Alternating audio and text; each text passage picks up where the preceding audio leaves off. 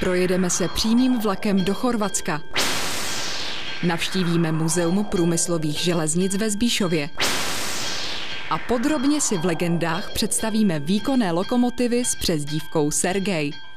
Přátelé, kamarádi, vítejte u dalšího vydání magazínu Pozor vlak. Nevím jak vy, ale já prostě miluju stará nádraží, která mají duši. Dříve se totiž dbalo na něco, co je dnes pozadí zájmu. A totiž, aby v každém veřejném objektu byl jistý podíl kvalitních uměleckých děl. Takže každá záchrana takové budovy, jako je pražské hlavní nádraží, je prostě radost. Ale nepropadejme depresi, pořád jsou lidé, jak uvidíte v první reportáži, kteří mohou hrdě následovat naše umění milující předky.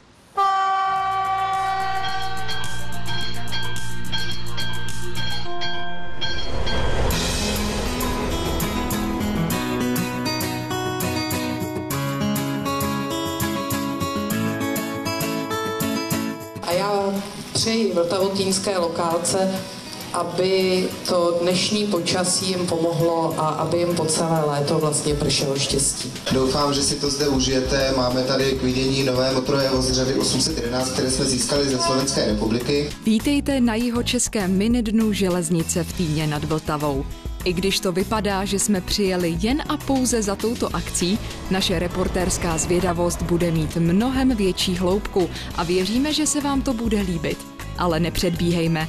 Teď jdeme se zpěváky Lucií Vondráčkovou a Radimem Flendrem pokřtít renovovaný motorový vůz řady 811 SK společnosti KPT Rail, která byla pořadatelem jihočeského minidne železnice.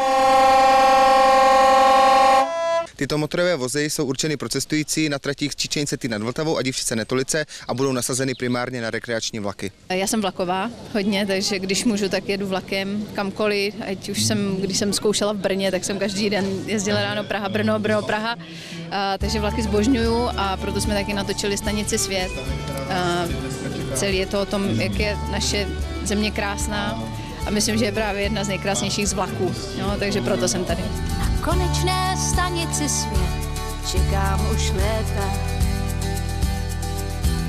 Čekám, až přijede vlak a přistaví vůz. Nastoupím do první třídy, cestu kolem světa. Jak Ikaros nastavím křídla v paprsku snů. Proletím nízko nad krajinou, nad zelenou trávou pokosenou, proletí rosy ozdobenou, rozcuchanou. Proletím okolo prastarých měst, okolo domů a kamenných cest, když se tuláci ve světu hvězd nechají vést. Za okny střídá se země důvěrně známá,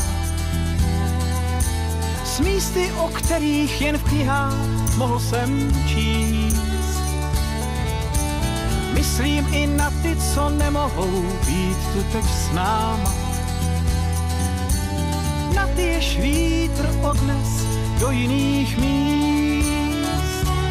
Proletím nízko nad krajinou, nad zelenou trávou pokosenou, proletí rosy ozdobenou, rozcuchanou, tou naší zemí požehnanou. Pokud si teď říkáte, tady něco nesedí, tak my vám garantujeme, že sedí. V úvodu jsme hovořili o větší hloubce této reportáže. Hlavním důvodem naší cesty do Týna nad Vltavou totiž byla vernisáž putovní výstavy výtvarníka Martina Matise Přikryla, kterého sledujeme už rok, nazvaná Poslední vlak. Pojďte se podívat na křehké momenty loučení, shledávání a odjíždění. No, tak mně se Matisovy obrazy líbí už dlouhodobě a právě jsme se shodli, že se nám moc líbí, jak je to ten tmavý motiv na všech těch obrazech. A no jsou krásný, prostě Matis, to je talent od přírody. Mně se na těch obrazech líbí to, že Martin vytváří s pokorou k železnici, dokáže zachytit kouzlo železniční dopravy a vlastně tvoří to formou komiksu, což je u nás ojedinělé a myslím si, že má velký talent, proto jsme ho chtěli podpořit i my. Obrázky mají ducha, jsou živí, mají emoce, jsou fakt úžasně stvárňují tu náladu a tu melancholii. Musím říct, že se mi moc líbí a uvažuji, že bych si nějaký pořídil nejen domů, ale i do práce. Televize má tu moc, že v mžiku sekundy můžete být na jiném místě a v jiné časové dimenzi. Takže se přesouváme o 2 týdny zpět do ateliéru v Desné, kdy Martin ještě dokončoval obrazy a nás zajímalo, jak tvoří člověk, který nestudoval kresbu či malířství, nenavštěvoval umělecké kroužky a svou cestu si akrylovými barvami prokresloval sám. Začátky byly takový, že známí, kteří pracují na dráze nebo v jejím okolí, tak začali požadovat obrazy ode mě s touto tématikou. Vlastně ať už vlaky, tramvaje nebo metro, letadla, všechna ta tématika dopravy se mi najednou dotkla.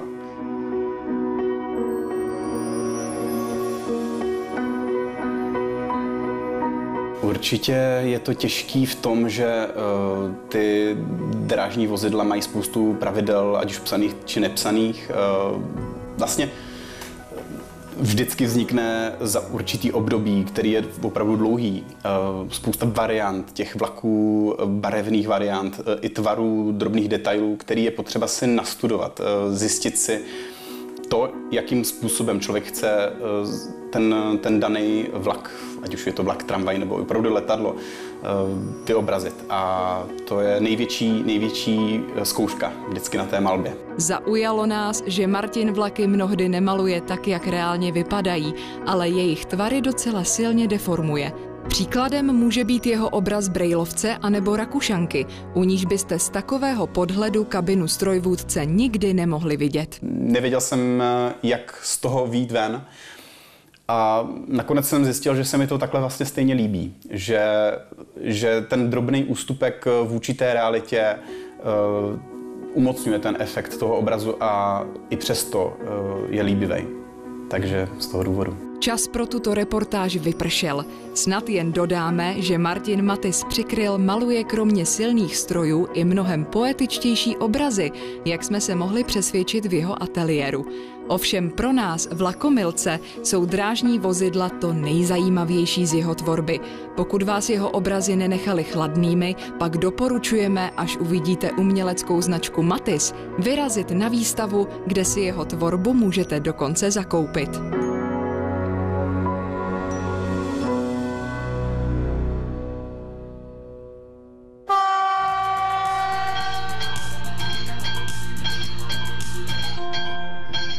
Je to expresní přehled drážních událostí.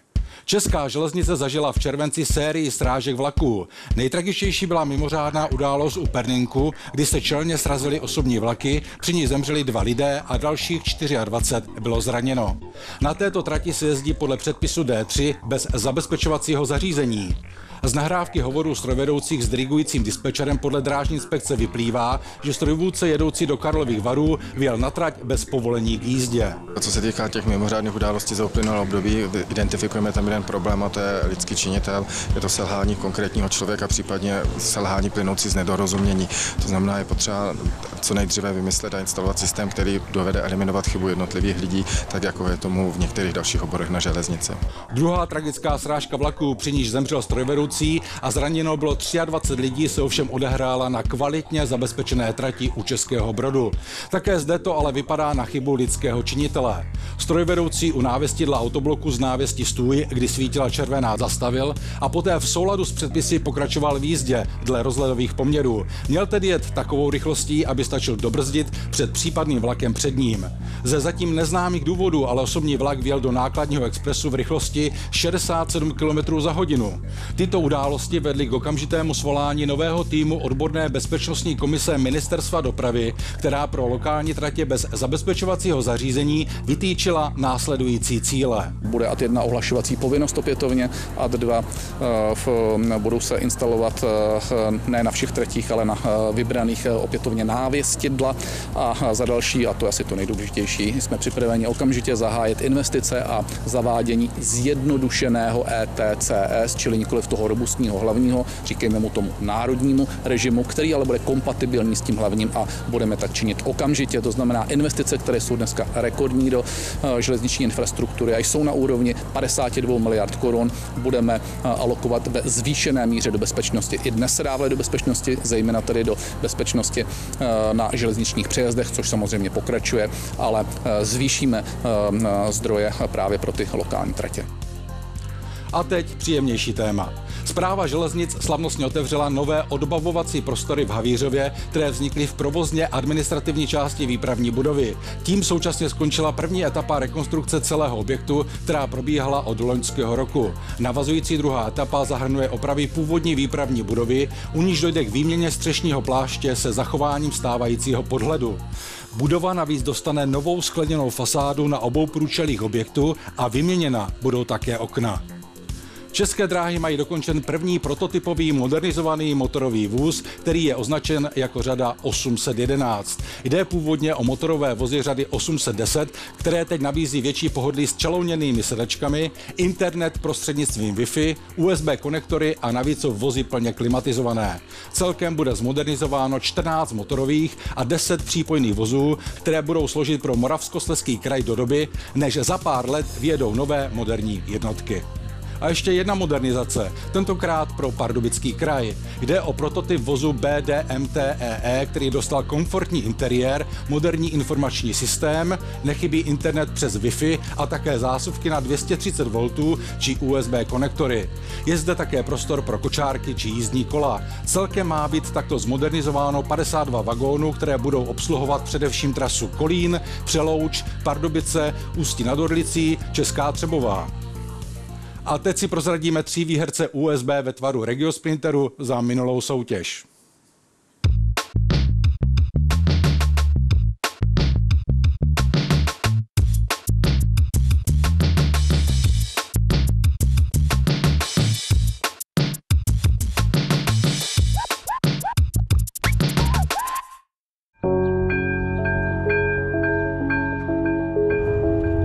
To projedu.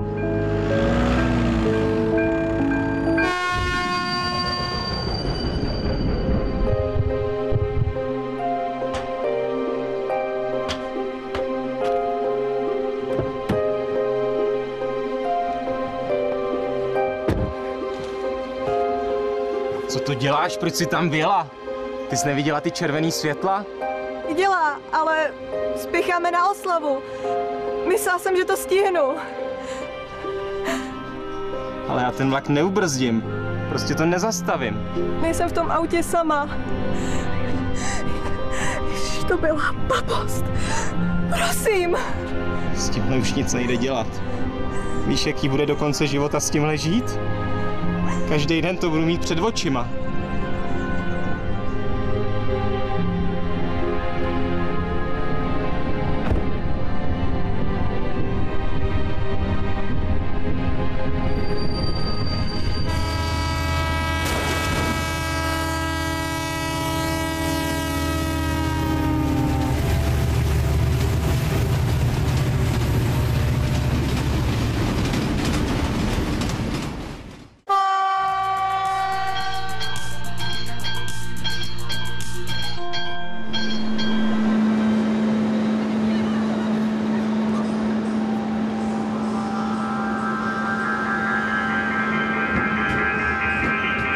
Těšíme se moc, nabídka RegioJetu nás zaujala a jsme zvědaví, no, snad to bude všechno v pohodě a v klidu.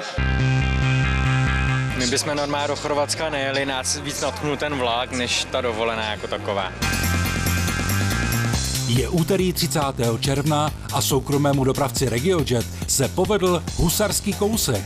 Zbláznil Čechy do cestování za chorvatským mořem vlakem. Za první 14 dnů prodeje jízdenek do Rijeky jich totiž prodal zhruba 30 000. Vlak do Chorvatska je výsledkem korony. Takže v době, kdy jsem věděl, že se svět změnil, nebo alespoň na 2 roky, kdy nám budou chybět globální turisté, kteří zaplňovali naše autobusy a vlaky, tak jsem hledal řešení, co vymyslet pro Čechy, kteří nám důvěřují a rádi s náma nikam povyrazí. Dnes zahajujeme speciální projekt, tedy přímý noční vlak z Prahy do Rijeka, který tu nebyl přes 10 let. A velmi tuto možnost oceňujeme. Ale Češi nevyužívají pouze tento vlak, ale přijíždějí i auty a autobusy. Děláme maximum, aby byl příjezd do Chorvatska co nejjednodušší.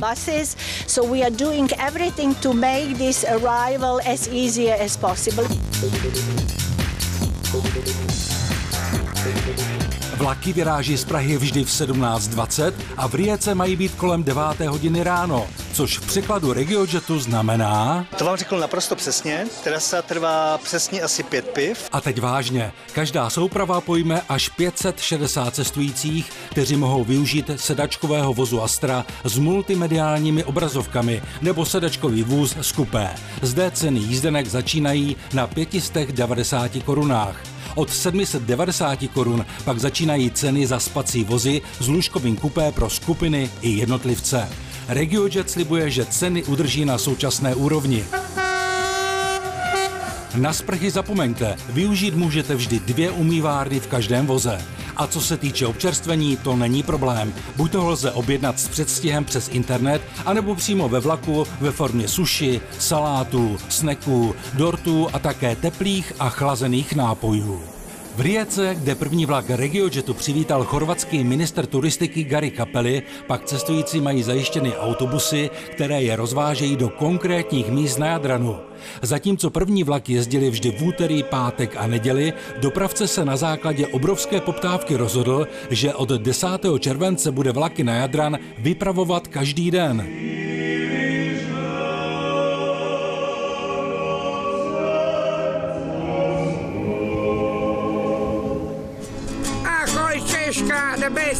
The best tourist in Croatia, Češka na main city Praha. Dobro došli a užijte si Chorvatsko na 100%, ale odpovědně. Koronavir totiž neustále hrozí.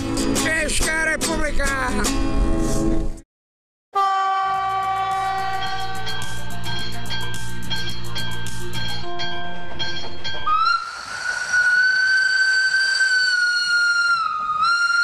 Vítejte na Zbíšovské dráze, jejíž novodobá historie se začíná psát v roce 2004. Do té doby šlo o areál černouhelných dolů s nejhlubší jámou ve střední Evropě, která dosahovala 1550 metrů a s normálně rozchodnou vlečkou. Dnes jde o místo s úzkorozchodnou dráhou o šířce 600 mm, což je práce Muzea průmyslových železnic ve Zbíšově. V roce 2004 jsme zahájili jednání s majitelem tohoto areálu a železniční vlečky z roku 1861. Tato železniční vlečka sloužila k přepravě uhlí ze zdejších dolů do zastávky u Brna a následně do Brna a ostatních měst po Moravě. Tuto drážku jsme v roce 2005 odkoupili, zároveň jsme postupně odkoupili i pozemky související s touto drážkou a začali zde budovat nový areál muzea. Jelikož drážka byla normálně rozchodná, jsme tuto přerozchodovali na rozchod 600 mm.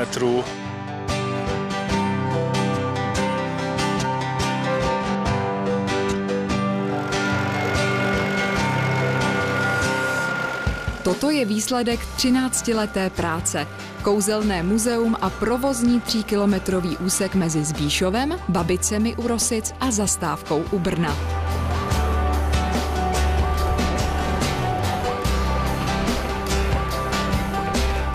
Naše muzeum obhospodařuje celkem 45 lokomotiv všech možných trakcí. Máme lokomotivy parní, motorové, elektrické.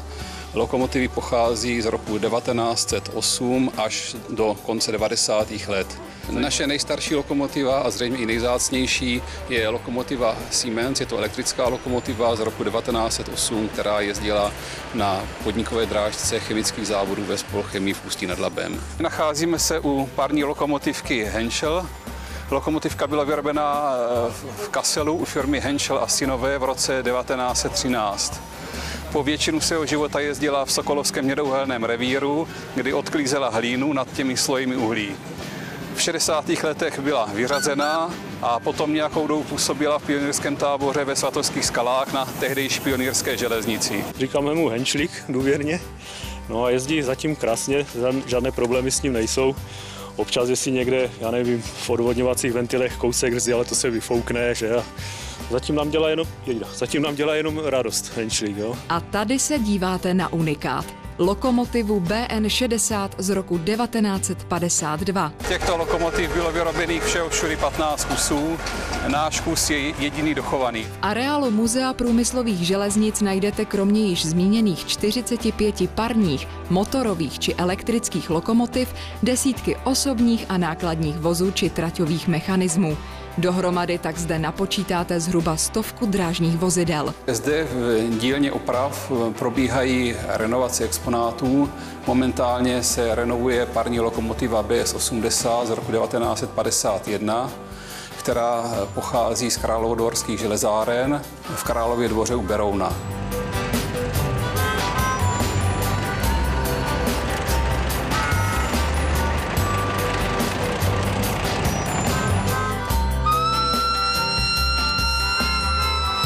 Nejvíce ale návštěvníky samozřejmě baví jízdy vlaků s různými doprovodnými programy. Doporučujeme tedy navštívit webové stránky Muzea průmyslových železnic, kde najdete termíny jízd, které se budou konat až do září, kdy sezonu uzavře Hornický den.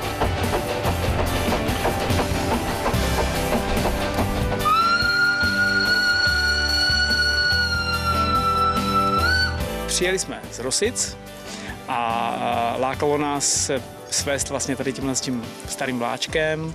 Vláček jede nádhernou rychlostí, pomalou člověk může krásně sledovat vlastně okolí, užít si to, pohoda, klid s rodinou.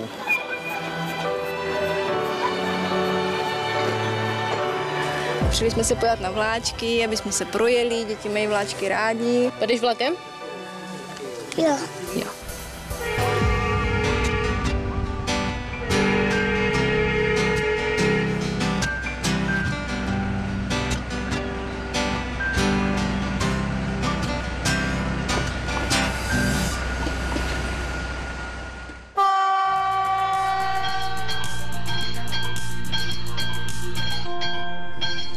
Ahoj všem. V dnešním díle Legend si představíme lokomotivu, která se může pyšnit hned několika nej. Především jde o vůbec nejpočetnější lokomotivní řadu, která kdy přišla na naše koleje. Zároveň jde ale také o nejvýkonnější sériově dodávanou motorovou řadu. Řeč je o známých Sergejích řady 781, neboli postaru T679-1. Vývoj známých Sergejů, označených v Československu řadou T679-1, probíhal v ukrajinské lokomotivce v Luhansku původně na základě maďarské poptávky, kam byly v roce 1964 také dodány první dva prototypy.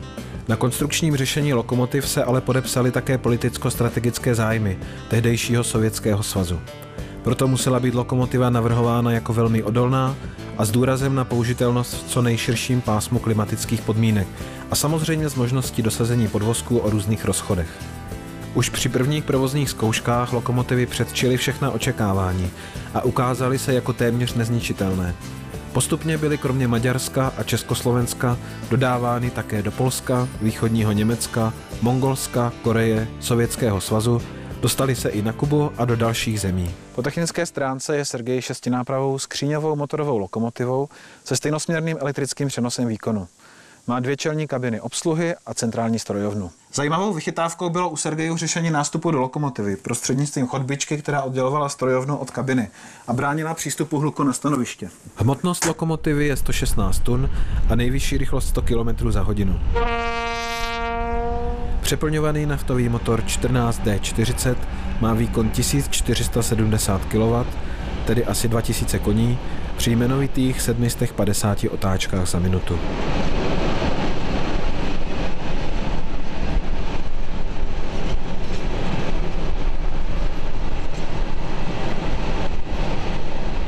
Strojovně lokomotivě vévodí už zmíněný naftový motor 14D40, který je přeplňovaným dvoudobým 12válcem z válci do V. K motoru je připojen trakční generátor, který vyrábí elektrickou energii pro šestici trakčních motorů v podvozcích lokomotivy. Dodávky Sergejů do Československa započaly v roce 1966 50-kusovou sérií, ze které byla první polovina strojů dodána na široký rozchod 1520 mm pro širokorozchodnou trať na Slovensku. Dodávky dalších sérií probíhaly do roku 1973, kdy se jejich počet zastavil na čísle 545 dodaných lokomotiv. Už tehdy šlo v Československu o nejpočetnější lokomotivní řadu. Protože ale provoz potřeboval další stroje, odebrali ČSD v roce 1979 ještě dalších 54 lokomotiv, které bylo od dřívějších dodávek možné na první pohled rozeznat podle dvoudílných žaluzí chlazení. Starší stroje měly tyto žaluzie trojdílné. Tím sice dodávky Sergejů do Československa skončily, ale jejich výroba pro jiné odběratele běžela na Ukrajině až do roku 2002. Postupné vyřazování Sergejů z provozu na našich kolejích započalo po politickém převratu v roce 1989 a během 90. let byla i v souvislosti s poklesem železniční nákladní dopravy na našich kolejích odstavena a sešrotována většina lokomotiv. Poslední u nás pravidelně provozovaný stroj byl vyřazen koncem roku 2002 v souvislosti s ukončením vozby uhlí z Nového Sedla do elektrárny v bavorském Arsbergu. Lokomotiva T679-1600, kterou jsme si dnes představili, je nositelkou nejvyššího inventárního čísla ze všech lokomotiv, které byly do Československa dodány. Prohlédnout si ji můžete v Muzeu Českých drah v Lužné u Rakovníka.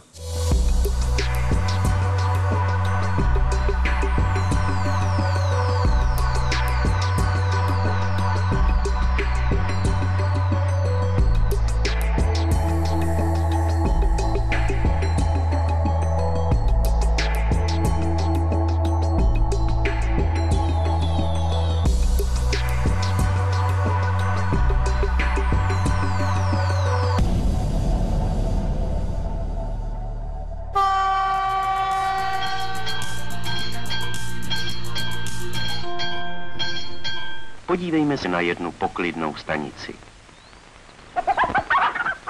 A už je po klidu.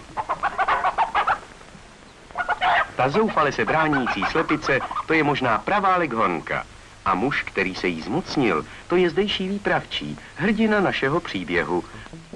Kromě výstavní slepice si můžeme dneska prohlédnout i vybavení malé stanice. Nástěnný telefon vzor 1909, provozní selektor Prchal Ericsson na zdi i s telefonním přístrojem na stole, telegrafní stůl s 2 přístroji a také stavidlový přístroj. Ale teď se nechme unášet příběhem. Ano, zdejší výpravčí. My puntičkáři bychom řekli, že je nedbale oblečen.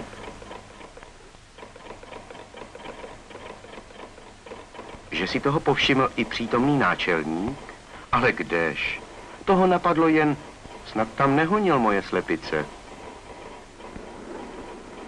No prosím, zas přijel vlak a je konec klidu. Správně by ho měl výpravčí očekávat, ale kdo pak by tam chodil v tom vedru? Zdravíčko. Buďte zdrav. Tak co jste nám přived, dětku? Ale nic zvláštního. Mám tu pro vás 5 kočárů. Jo, a taky odstavíme jeden horkej. Není to ještě moc teplý, ale čert tomu věř. Nerad bych to táhnul dál. Vy jste se zbláznil. Já se s tím tady budu párat. Jen to vemte dál. No a on už píská. Byla by to sakra škoda.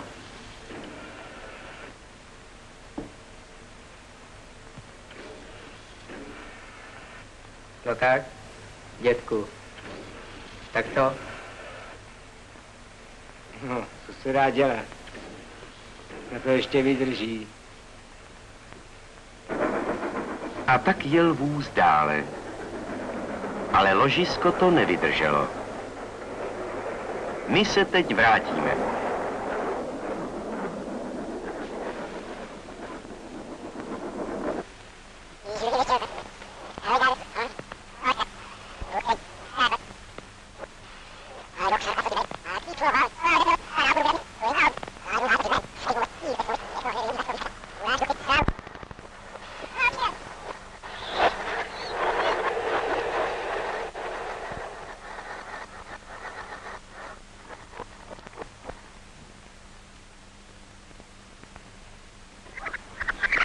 Dost, slepice už nás tak nezajímají.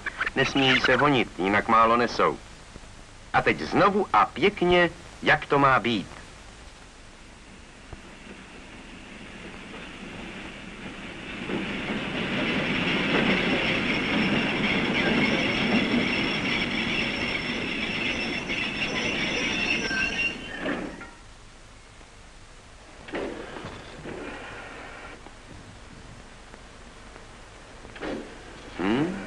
a vojna se nezapře. Soudruh výpravčí, pro vaši stanici máme určeno odstavit 5 vozů. Ano, vím. Po odjezdu vlaku 501 vyjedete k posunu a přistavíte 3 uhláky na skladištní kolej a 2 zetky k rampě. Ano, rozumím. 3 uhláky na skladištní kolej a 2 zetky k rampě. Starší průvodčí spozoroval, že se u jednoho vozu zahřívá silně ložisko. Cestou jsme je mazali, ale hřeje stále. Dobře, vůz odstavte na skladištní kolej. To je vše? To je vše. Děkuji.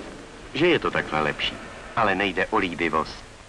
Vždyť správné znění hlášení a jeho formulace byly stanoveny po dlouholetých zkušenostech, získaných často i velkými oběťmi na lidských životech. Častou závadou kůzných ložisek bylo jejich vytavení, přičemž vznikaly i požáry. Viděli jsme lokomotivu 555.0 a na trati se nám ještě ukážou řady 365.0, 464.0 a 475.0. Pokud jste viděli film Železný dědek a zaposloucháte se do hudby, bude vám povědomá. Příště se znovu podíváme na železniční zkušební okruh ve Velimi. Přesné a dokonalé stroje, zabezpečovací zařízení, nová technika. To je náš plán. Ale to by bylo málo, kdyby přesní a dokonalí nebyli také ti, kteří to všechno uvádějí v život. A to jste vy, železničáři.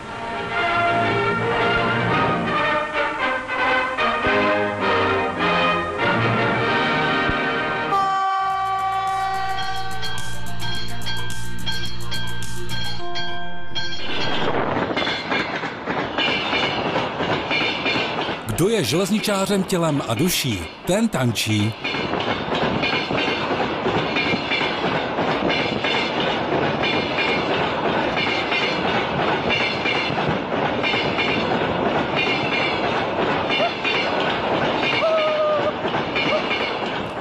A jsme skoro v závěru, ještě tady máme soutěž, budeme soutěžit o 3 tato trika magazínu Pozor vlak, tedy ne tato, co mám na sobě samozřejmě, ale o čistá, zabalená. Ptáme se na otázku, kolik lokomotiv parních, motorových či elektrických má Muzeum průmyslových železnic ve Zvíšově. Pokud víte správnou odpověď, pak ji pište na adresy uvedené na obrazovce, a to do 15. srpna 2020. Mějte se krásně, loučí se Jura Dlabaja a železnici zdar.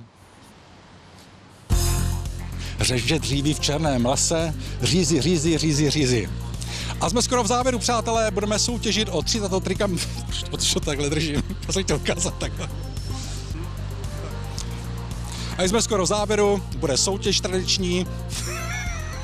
Lokomotivu vlastní České dráhy a k vidění je v historické... Takže každá oprava takové budovy, jako je Pražské hlavní nádraží, je prostě radost. Ale nepropadejme depresi, pořád jsou lidé, jak uvidíte v první reportáži, kteří mohou hrdě... Doprčit.